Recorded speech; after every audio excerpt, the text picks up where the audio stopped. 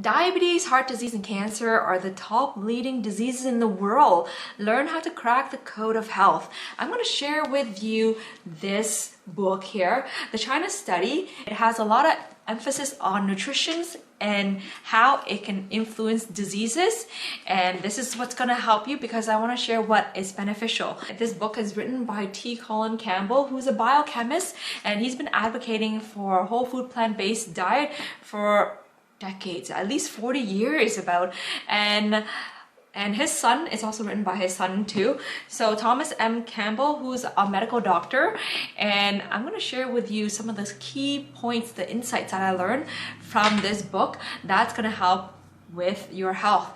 And what it is that I'm a firm believer in terms of using food as something that's going to help improve your health. So hi, my name is Jenny Nguyen. If you're new here, welcome. And I'm a holistic nutritionist who has over 17 years of working in the hospital, for mostly being a registered nurse in the ER.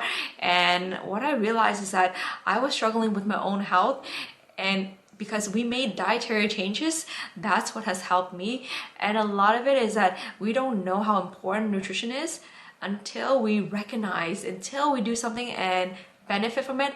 And that's why I want to share this message with you so that you can benefit from it as well too. Just a full disclosure, I still eat meat, but what I do eat is less compared to before, and my diet and my family's diet is mostly whole food diet. So let's go into the points so that you can learn what to help you. So this project here, this China study here, is pretty much the China Cornwall Oxford project. It's a massive study that they did.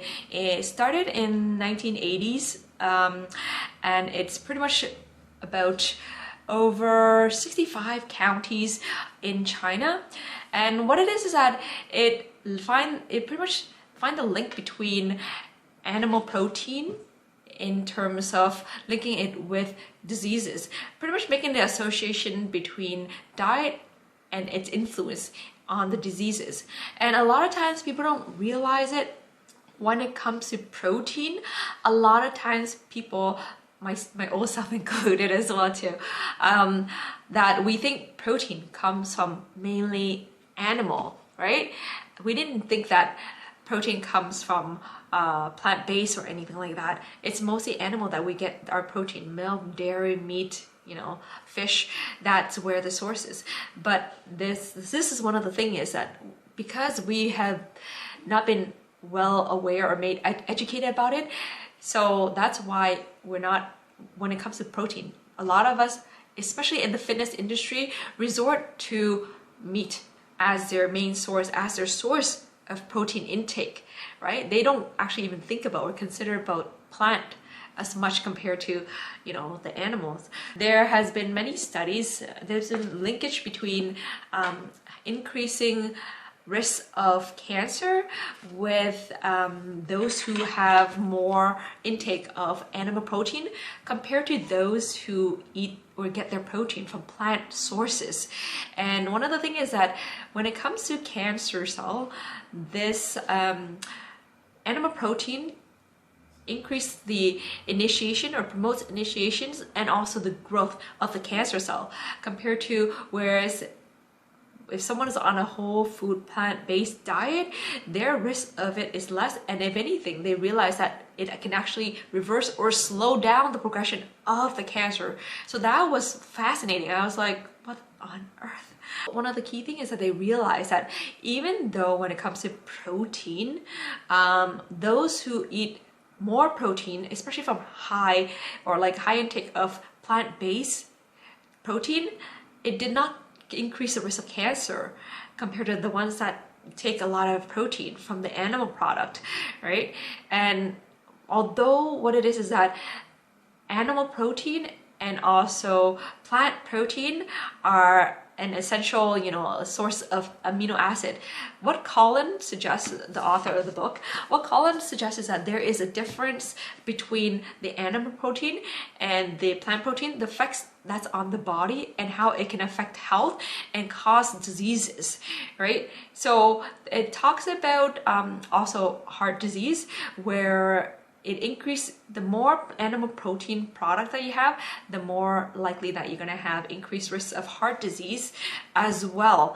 And when it comes to protein, in the study in this book here, it is suggested that even if you reduce your intake of protein, let's say if your intake is between from 5 to 10% of protein intake, it reduces your risk of these diseases, these chronic diseases, compared to if you eat more. So let's say for those who, they found out for those who eat 10% or more of animal protein have increased risks of these chronic diseases compared to those who eat between 5 to 10%.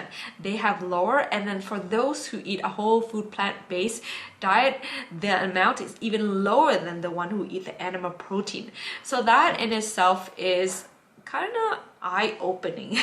I mean, like, I really believe that vegetables and eating more plant is good for you, but I never really thought that the data actually matches up with in terms of how chronic diseases, right, how it can affect it for the better for those who are on a whole food plant-based diet. Now, I don't advocate for you to go and like, okay, just that's your diet. I think that everybody, have a certain diet that fits them, their lifestyle more. But what I suggest is that based on the information that I found is that we could all eat a little bit more of whole food. We could all eat a little bit more of vegetables, and that is what's gonna make a big difference. That's what has helped me so far. So I think that is useful. In the book, they mentioned that those who are insulin, resistant, they realize that for those who are on whole food plant-based diet, it increases their insulin sensitivity. So that means it's actually better for them. So for those who are diabetic, that actually helps you. And there has been these two doctors that they mentioned in terms of for heart diseases. In the book here, he mentioned two doctors that are very well known in their industry. So one of them being Dr. Caldwell B. Esselstyn Jr. I probably screwed up the name, but anyways. So he was an Olympic rowing champion, and he is a general surgeon or a surgeon, and he was trained in the Cleveland Clinic. So what it is that instead of having patients to go through surgery, he has helped a lot of the patients improve their health by changing their lifestyle, by making adjustment to their diet. And it literally saved these patients' lives and saved their health and saved them from having to go on these surgeries and also being on these medications. So that is quite amazing. So he put them on a whole food plant-based diet. So that in itself, I think that's some testimonial there. That's quite awesome. Another doctor is Dr. Dean Ornish. So he's a medical doctor, and he's known for his lifestyle heart trial that he treated 28 patients who have heart diseases, and instead of having them to go through angioplasty, taking medication, what he did was that he changed their health conditions by using lifestyle adjustments alone, that's not including medications. So what he did was that he put them on a whole food plant-based diet as well too. So it saved them from having to go through the angioplasty, being on the medications, and having heart diseases, right? They actually have less complaints of any heart problems. His contribution is more in the with heart diseases. So, and one of the story I want to share with you is that why I think eating good food, healthy food, makes a big difference was that 4 years ago I had a skin cancer looking like mole on my face, and it was scary. It wasn't fun. Also, I had shortness of breath, even for like a flight of stairs, and I'm an active person. So for someone who's active, that is foreign to me. I never get that. I had gurgly cough, I had shortness of breath, I had skin rash, I had many issues, and all these went on for 2-3 years.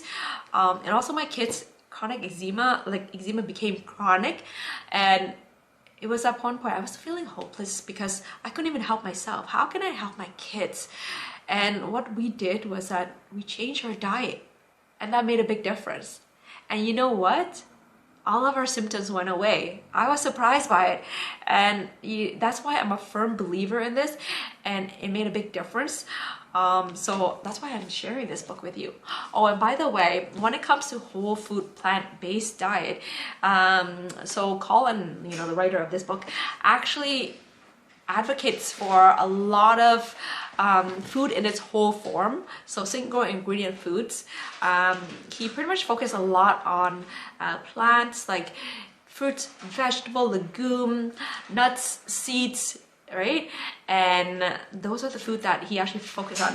He does not advocate for plant-based food in the sense that they are processed. That is not his thing. He wants whole food plant-based, right? Because there's a lot of differentiation where those who don't understand that they think plant-based is good, but not all plant-based is good, especially if you have the processed food with all these additives and with all this chemical in it. That's not the one he's talking about. So just want to let you know so that you're sure, like, you know, that to clarify so that you understand about it and that what he's advocating for. And one other thing is that this year he's 90 years old and he's active, still advocating, sharp, active, and still advocating for the whole food plant-based diet as a way of healthier living. So that's quite amazing. And one of the things is that he also mentioned a lot of how, you know, the food industry and a lot of the things that's been promoted or marketed to us was that there's a lot of food industry and there's a lot of government. There are a lot of hidden agendas that goes beyond that we don't even know about. So when it comes to promoting food that helps, like let's say we at one point thought that milk was good for the bone and that's healthy for you and all that stuff, and there were a lot of commercial of the milk with the mustache commercial that went on, and so a lot of times people associate milk with strong healthy bones, right? But this book just proved that no, it's not the case, right? And a lot of it is when it comes to food products, you know, what is marketed to us might not be beneficial for our sake, not beneficial for our health. And a lot of times it's because the government or the food industry have their own hidden agenda and they're promoting to help with their pockets more.